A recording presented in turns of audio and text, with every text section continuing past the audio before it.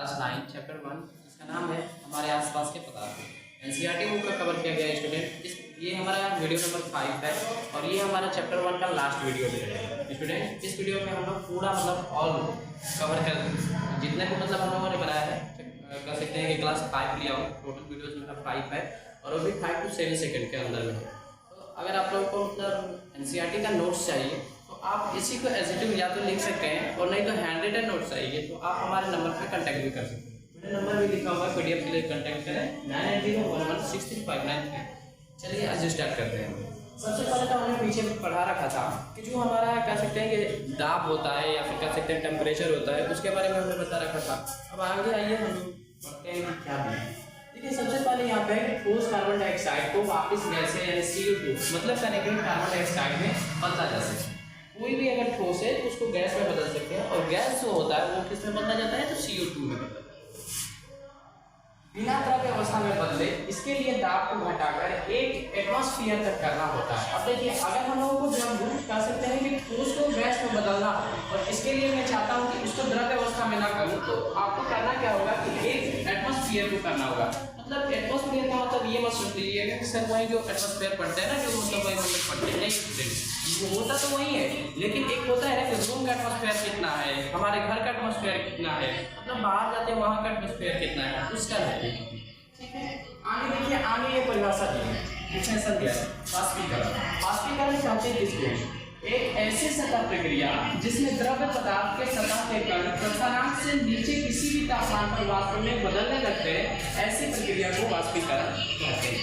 यानी याद रखना स्टूडेंट, ये हमारा जो वाष्पीकरण है जो इवेपोरेशन है ये हमारा डिफिनेशन है। डिफिनेशन को कुछ भी समझाया नहीं जा सकता है, उसको आप या तो याद कर सकते हैं या फिर कह सकते हैं कि आप उसको एग्जाम्पल के तौर पर दिखा सकते हैं। यानी मैंने यहाँ पे लिखा है कि एक ऐसी सतही प्रक्रिया जिसमें द्रव्य पदार्थ के सतह के कण क्वथनांक से नीचे किसी भी तापमान पर वाष्प में बदलने लगते हैं, ऐसी प्रक्रिया को वाष्पीकरण कहते हैं। ठीक है, अगला है वाष्पीकरण को प्रभावित करने वाले कारक। देखिए स्टूडेंट यहाँ पे मैंने लिखा हुआ है कि जो वाष्पीकरण करने के अलग अलग जो कारण होते हैं, कारक होते हैं, वो कौन कौन से होते हैं। बेसिक में बात करो तो 4 होते हैं, ऐसे तो बहुत सारे होते हैं लेकिन बेसिकली जो हम लोग को इस चैप्टर में पढ़ना है उसको 4 ही पढ़ना है। जिसमें पहला हमारा है सतही क्षेत्र, सरफेस एरिया। अब ये देख लीजिए क्या होता है सतही क्षेत्र। जैसे सतही क्षेत्र बढ़ने से वाष्पीकरण की दर बढ़ जाती है। जितना आपका कह सकते हैं कि सतही सरफेस बढ़ेगा उतना ही आपका जो वाष्पीकरण की दर होगी, मतलब जो वाष्पीकरण जो इवेपोरेशन होने की दर होगी, रेट होगी, वो भी बढ़ जाएगी। दूसरा हमने लिखा हुआ है आर्द्रता या फिर ह्यूमिडिटी। ह्यूमिडिटी क्या होती है? अगर हवा में आर्द्रता है तो वाष्पीकरण की दर घट जाती है। देखे होंगे हवा में नमी अगर होगी, अगर आर्द्रता होगी तो वहां पे वाष्पीकरण की दर क्या होगी? घट जाएगी।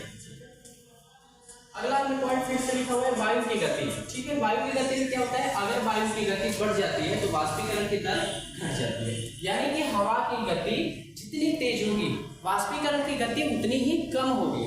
हवा जितना तेज चलेगा वाष्पीकरण उतना ही क्या होगा? कम चलेगा।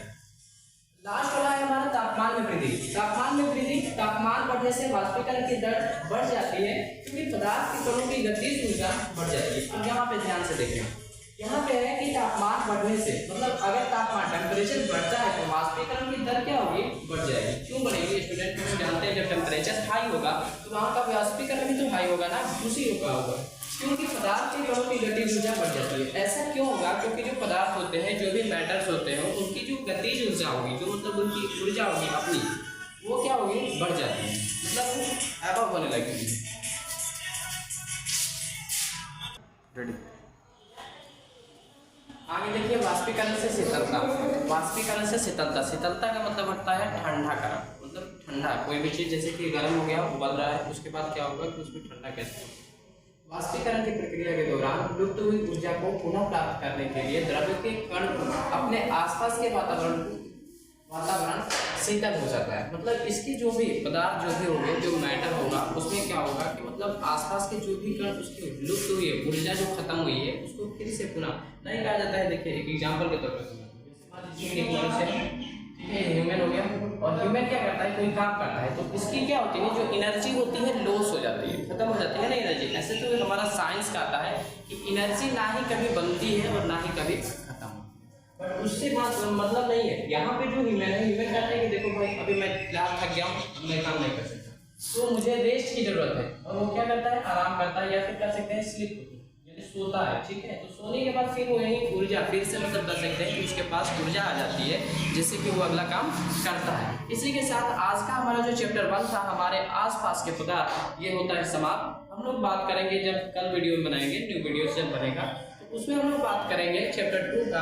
अब चैप्टर 2 हम लोग देखे नहीं है, कुछ चैप्टर का नाम क्या है कल देखेंगे, तो उसके बाद बताएंगे। ठीक है, मिलेंगे नेक्स्ट वीडियो में, तब तक के लिए जय हिंद, जय भारत। आपको भी ढेर सारी कह सकते हैं क्या चैप्टर 1 खत्म होने की बधाइयाँ।